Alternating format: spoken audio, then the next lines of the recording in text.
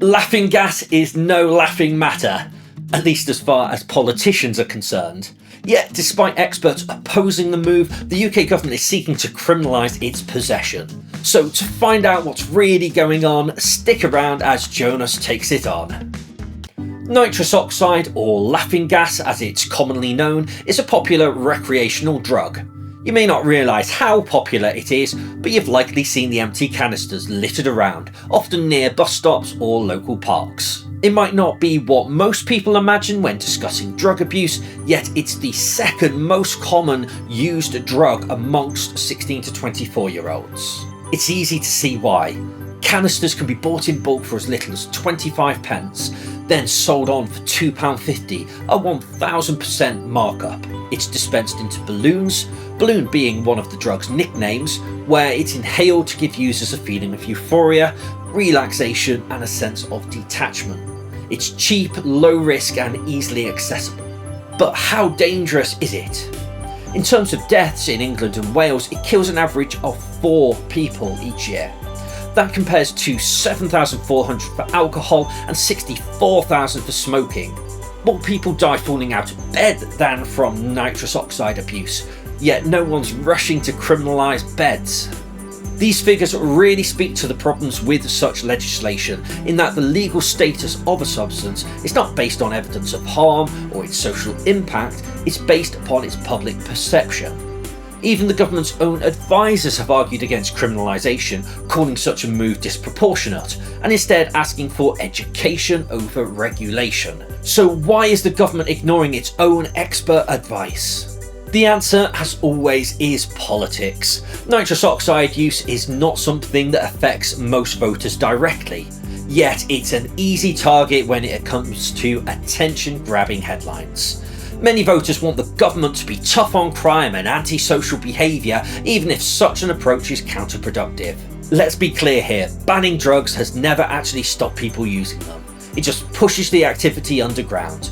That means that those impacted by it avoid seeking medical help when they need it, whilst others end up with criminal records or jail sentences that make it hard for them to contribute to society. Despite a century of laws prohibiting drug use, the issue hasn't gone away, yet politicians still cling to the same failed policies. What's worse is that we have the blueprint for a drug policy that works. Since 2001, Portugal has decriminalised all drug use. Since then, it has seen a dramatic drop in overdoses, HIV infections and drug-related crime. Despite seemingly going against common sense, the answer to tackling the UK's drug problem may be to stop treating it as a criminal matter and instead as part of health policy.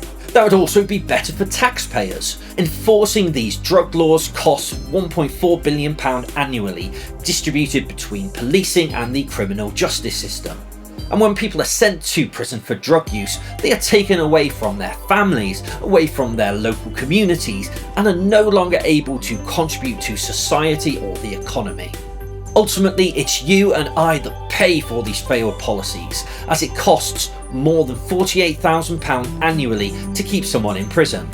If instead those people could keep their jobs, pay their taxes, and receive treatment for their drug use, the effect would be transformative. So what can you do in all of this? The first thing is to stay informed. I've linked to the sources I've used in the description to this video. Look at them and make up your own mind. For me, the problem is we've already tried this approach and it hasn't worked. As the saying goes, the definition of insanity is doing the same thing over and over and expecting different results. Surely at some point we've got to stand up and say, let's try something different. Ultimately, everything stems from the politicians and the political parties that we vote for, who we elect. The Conservative Party's position is clear. It is seeking to double down on the failed drug prohibitions that have come before it. And the Labour Party, keen to be seen to tackle the issue, has supported that move. It may be possible to apply public pressure to change that stance, but no party wants to be seen to be weak on crime. Yet there are parties that are plotting a different course. So far, 2 major political parties have backed the decriminalisation of drugs, the SNP and the Liberal Democrats. That's important, as a decade ago no one was even talking about it. Even the police, who are on the front lines of enforcing the prohibition on drugs, want to see them decriminalised, arguing that funding addiction services would be far more effective. As it stands, public opinion is firmly against decriminalisation as a policy. Most people support the current policies despite the evidence opposing them. And people are happy for alcohol and nicotine to continue to be widely available, even though their misuse has a much more substantial impact on society. So what do you think? Should we ban laughing gas and hand out criminal records to those who use it? Should we decriminalise all drugs and treat it as a public health matter? Should we legalise them so we can tax and regulate them like we do with alcohol and tobacco? Or is there a better solution than any of those? Feel free to share your opinion in the comments below. Whatever your views, I hope this video has at least provided some food for thought.